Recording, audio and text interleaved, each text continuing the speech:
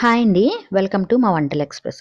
So, ఈరోజు నేను చూపించబోయేది recipe ఏంటంటే, చింతకాయతో చేసుకునే ఆవ పులుసు అనమాట. సో, ఇప్పుడు చింతకాయలు బాగా దొరుకుతున్నాయి కదా! సో, వాటితో రెగ్యులర్‌గా చేసుకునే చింతకాయ పచ్చడి రెసిపీస్ కన్నా, ఈ చింతకాయ ఆవ పులుసు ఒకసారి ట్రై చేయండి. ఈ రెసిపీ చాలా బావుంటుంది. చాలామంది ఇష్టంగా తింటారు కూడా. అండ్ ఇదేంటంటే వేడి వేడి అన్నంలోని ముద్దపప్పు ఉంటుంది కదా! సో, ముద్దపప్పులోని కలుపుకొని తిన్నా బావుంటుంది. లేకపోతే నార్మల్‌గా తిన్నా బావుంటుందండి. ఆ కాంబినేషన్ చాలా బావుంటుంది. సో, నెయ్యి వేసుకొని తింటే ఇంకా అదిరిపోతుంది. చింతపండు కన్నా చింతకాయల పులుపనేది వేరే ఫ్లేవర్‌లో ఉంటుందండి. బావుంటుంది. సో, ఈ వీడియో నచ్చితే like, share and subscribe to my channels. So, ముందుగా 6 చింతకాయలను తీసుకోవాలండి. బాగా కడుక్కోవాలి. దుమ్ము దుమ్ముగా ఉంటాయి కదా! బాగా కడిగిన తర్వాత వాటిని గిన్నెలో తీసుకొని మునిగినంత వాటర్ వేసేసి డైరెక్ట్‌గా స్టవ్ మీద పెట్టి ఉడకపెట్టుకోవాలి. మనం తీసుకున్న కూర ముక్కలేంటంటే ఆనపకాయ హాఫ్ కప్ అండి, 2 టమాటాలు అండ్ 6 వరకు ములంకాడలు అండ్ 3 పచ్చిమిర్చి. సో, వీటితో పాటు మీరేంటంటే గుమ్మడికాయ, క్యారెట్టు, బెండకాయ, వంకాయ ముక్కలు కూడా తీసుకోవచ్చు. సో, ఇప్పుడు ఈ కూర ముక్కలన్నీ దాంట్లో ఒక ప్యాన్‌లో వేసేసి మునిగినంత వాటర్ వేసేసి వీటికి సరిపడా సాల్ట్, కొంచెం పసుపు వేసేసి వీటిని ఉడకపెట్టుకోవాలి. సో, మూత పెట్టేస్తే ఉడికిపోతుంది. సో, ఇప్పుడు మనం ఆవ అనేది మనం రుబ్బుకోవాలండి. సో, ఈ ఆవ రుబ్బుకోవడానికి ఏంటంటే ఒక మిక్సీ జార్ తీసుకొని దాంట్లో 3 స్పూన్ల వరకు నూలుపప్పు, 2 స్పూన్స్ వరకు బియ్యపిండి ఉంటుంది కదా! వరిపిండి. సో, దాన్ని తీసుకోవాలి. 1 స్పూన్ వరకు ఆవాలు, 3 ఎండుమిర్చి అండ్ ఈ ఆవకు సరిపడా సాల్ట్, ఇది మునిగినంత వాటర్ వేసేసి ఈ ఆవని మెత్తటి పేస్ట్‌గా అంటే స్మూత్‌గా రావాలి అలా రుబ్బుకోవాలి. సో, కొంతమంది ఏంటంటే యాక్చువల్‌గా ఏంటంటే ఇక్కడ బియ్యపిండి బదులు మనం ఏంటంటే ఒక 2 స్పూన్స్ వరకు బియ్యాన్ని నానబెట్టేసి దాన్ని రుబ్బుకోవచ్చు డైరెక్ట్‌గా. సో, అప్పటికప్పుడు ఆవ కావాలంటే మనం ఈ విధంగా బియ్యం పిండి వేసుకుంటే సరిపోతుంది. సో, ఇప్పుడు ఆవ రెడీ అయిపోయింది కదా!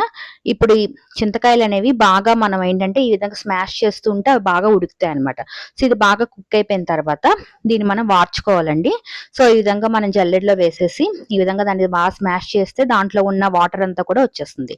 సో, ఈ విధంగా మనకేంటంటే ఈ చింతకాయలు ఉడికిపోయాయి కదా! సో, ఈ చింతపండు రసం అనేది మనకి రెడీ అయిపోతుంది. ఈ చింతకాయల రసం అనేది రెడీ అయిపోతుంది. సో, ఇది రెడీ అయిపోయిన తర్వాత మనం చూస్తే మన కూర ముక్కలన్నీ బాగా ఉడికిపోయినట్టు ఉంటాయండి. అంటే కొంచెం ఉడకనట్టున్నా పర్లేదు. ఒక 90% వరకు ఉడికిందే సరిపోతుంది. ఎందుకంటే మనం ఇప్పుడు మళ్ళీ చింతకాయ రసంలో వాటిని ఉడకపెడతాం. సో, ఇప్పుడు బాగా ఉడికిపోయిన తర్వాత ఈ చింతకాయ రసం మనం పెట్టుకున్నాం కదా! సో, దాన్ని వేసేయాలండి. దాంతో పాటు కూర ముక్కలు ఒక 5 మినిట్స్ ఉడికిన తర్వాత రెడీగా పెట్టుకున్న ఆవ పేస్ట్ ఉంది కదా! సో, ఈ ఆవ పేస్ట్‌ని కూడా దాంట్లో వేసేయాలి. ఆవ వేసిన వెంటనే కలపాలండి. మనం కొంచెం సేపు వదిలేసామంటే అది ఉండలు ఉండలుగా అయిపోతుంది. సో, అందుకని వేసిన వెంటనే మనం వెంటనే కలిపేసుకోవాలి.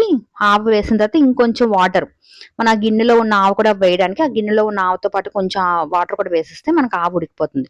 సో, దాన్ని మూత పెట్టి వదిలేస్తే ఇప్పుడు దానికి మనం పోపు పెట్టుకోవాలి.